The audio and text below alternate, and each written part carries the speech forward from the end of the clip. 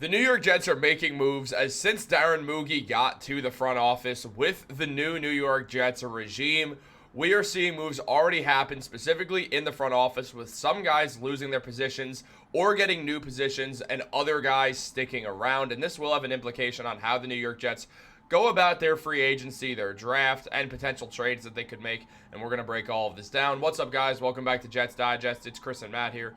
And we're going to jump right into things as always. Guys, if you're enjoying the content, make sure to subscribe. It helps us out a ton. If you're part of that 80% watching this who is not subscribed to Jets Digest and you want daily New York Jets news, rumor reports, updates on free agency, trades, and the draft, which are all coming soon as we enter the NFL offseason with one more game to go this Sunday.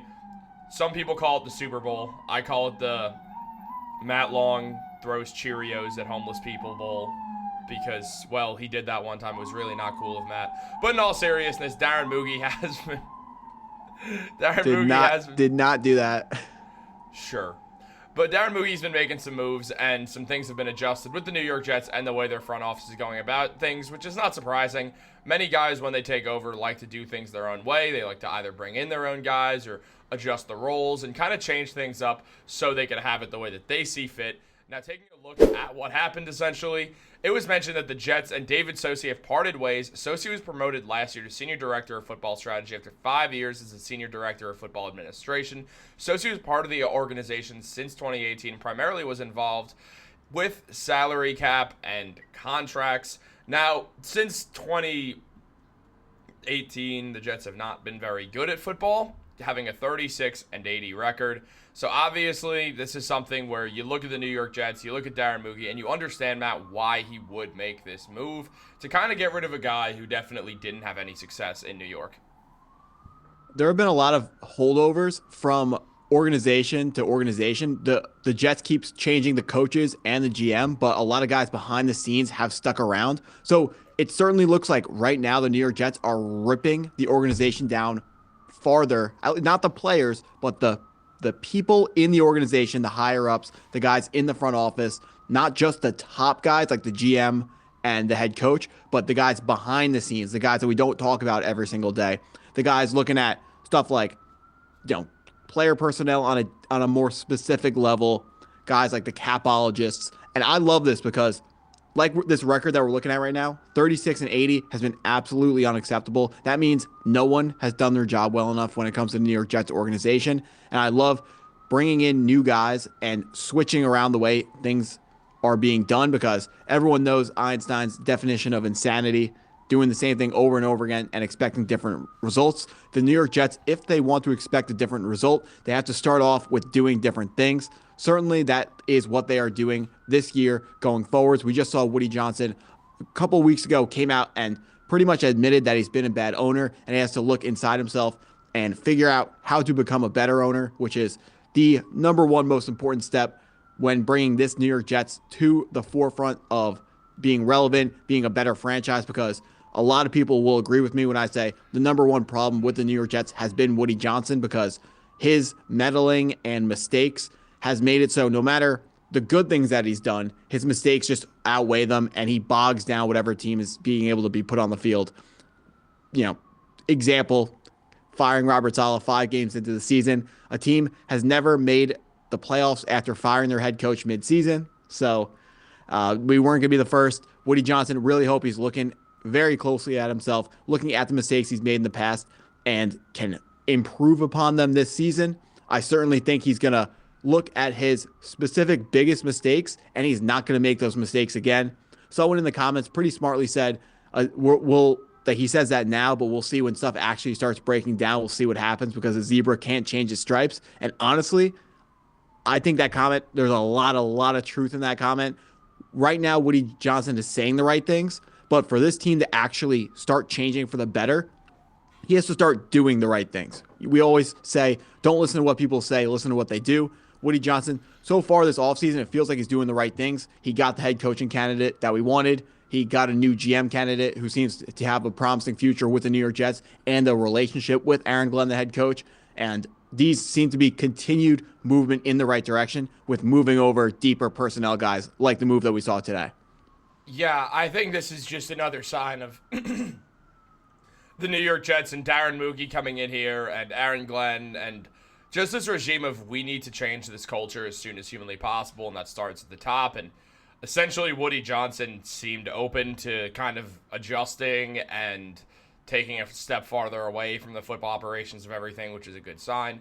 But it really goes to everyone, and I think that's part of the reason why the Jets are doing this. As you mentioned, the Jets rarely shake things up when it comes to the true depths of their front office, despite when head coaches change and GMs change. Nothing else really changes. So this is the Jets making some adjustments, and they weren't exactly done there. Now, this wasn't a firing, but there was what feels like a demotion as well. Now, Phil Savage is also no longer now listed as a consultant on the Jets website. Savage was one of Joe Douglas's top lieutenants and served as the interim GM after Joe Douglas was fired. Savage's title had been senior personnel advisor. Being called a consultant definitely feels like a step lower, like he definitely got demoted. And obviously when you're the interim GM, the fact that you're sticking around with the team is just an excellent sign. He's probably thankful for that. Phil Savage has been involved with the Jets since 2019, and the Jets, similar to 2018, they haven't had any success in that span of time. 32-68, which in fairness is better than 36-80. So maybe that was Phil Savage, maybe it wasn't. But in all seriousness, making him a consultant, which is essentially a role where you might not do anything except hang out, is something I don't mind when it comes to Phil Savage. Look, I have nothing against Phil Savage at all. He wasn't in these head coaching meetings. It was the Johnson brothers, it was President Jaime Alei, and it was the 33rd team guys, and that was it. That's who was there. So you look at everything, you look at the New York Jets, you look at where this is going, and it's probably a good sign that we're seeing the Jets adjust some of these roles of guys who were part of a regime that failed. Look, again, we've both said it. Joe Douglas was not a bad GM at all, and it doesn't really fall on Douglas that these problems happened for the New York Jets. Some of them were out of his control, and the moves he made, specifically with the draft, were for the most part successful, especially in regards to that first round where Joe Douglas had a lot of success, and the second round too. But it just becomes, you do need to move things around. These guys were part of a losing culture. The Jets want to completely change things around, do a full 180. So I like this. I like basically both these moves, if I'm being honest, because it just switches things up, and the Jets, more than any team of the four major American sports, are the ones that desperately need a shakeup. I mean, this move, it really can't go poorly, because the worst case scenario is, well, I guess the worst case scenario is they're solid but miss the playoffs. But these moves and all the other moves this offseason are going to lead the Jets to either being playoff contenders and, making the playoffs and probably a first round exit, or being at the very bottom of the draft and in a spot to draft a really good quarterback, which I would not be opposed to, because I think the top of the draft in 2026 is going to be very, very exciting. I think a lot of guys are going to love some of the quarterbacks who are going to be available at those picks.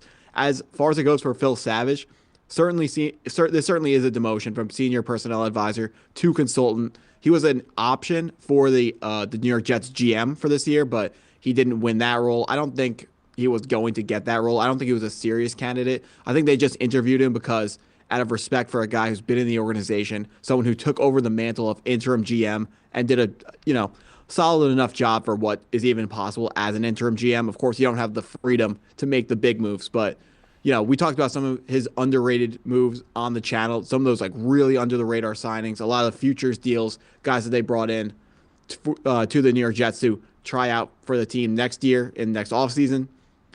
We, like you said, the consultant maybe does something, maybe he doesn't. This to me just strikes me as they don't want him to have that job anymore as senior advisor, but they want to keep the guy in the building. They want the experience. They want, maybe he knows something we don't. Yeah. I was going to say that. I was going to say maybe they like the guy, but for me, it's a business. You can't just hire your friends. You got to hire good business people. So that wouldn't be a good reason for me to keep him around. This kind of feels, to me, this is scary. This kind of feels like the demotion of Nathaniel Hackett, taking the offensive coordinator, taking the play calling away from Nathaniel Hackett, but leaving him with the title. Because it's kind of the same thing. They both kind of had an empty title, because if you're an offensive coordinator and you don't call the plays and the head coach doesn't call the plays, then what are you really doing? I understand you manufacture a lot of the game plan and you're doing a ton of stuff behind the scenes still, but like, well, what are you doing at offensive coordinator at that point if you're not calling plays and the head coach is a defensive guy? Yeah, I mean, I'd guess with Phil Savage, they just like him. Like he has something good going for him where you get thrown in as a consultant where, yeah, your say gets heard. Like, you could make suggestions. People. Wait, are you saying they like him because they like his business idea, or because they like his football business ideas, or they like him because they're friends with him? I think it's probably a mix of everything. He's probably just a good guy to have around in every sense. Not even saying he's some football genius, just he's good to have around. Advisor roles are strange or consultant roles are strange because they're just getting paid by the owners. No matter what sport it is, that's the ownership paying you. So if Woody's fine paying Phil Savage to basically hang out at MetLife in the offices, that's really not a concern at all to me because that's just the owner's call if they want to do that. And clearly they like him well enough to not completely cut ties with him. So I think it shows that unlike Socie, we're seeing a guy who clearly there's something good about him that Darren Mougey wanted to keep him around and that Woody Johnson wanted to keep him around, and maybe Jaime likes him as well. Jaime's definitely not really on the football side of things. Despite being the president of football operations, it's a little different from other roles where with Jaime specifically, it's more like the business side of things and less so the calling, like making moves type of things. Like, no, you could say he runs the company, the New York Jets. Exactly. No, but he doesn't actually run the team. Yeah. Yeah. No, he runs the brand and that type stuff. That's the word I was looking for. I forgot it in the moment. Well, guys, since Matt forgets his words, now it's just me. And guys, if you enjoyed the channel, make sure to enjoy the channel. We're not going anywhere. If you guys enjoyed the channel, make sure to subscribe. Matt's laughing, but he's not allowed back in the rest of this video. Guys, like this video, subscribe, turn on post notifications. Have a great day, and Matt's back.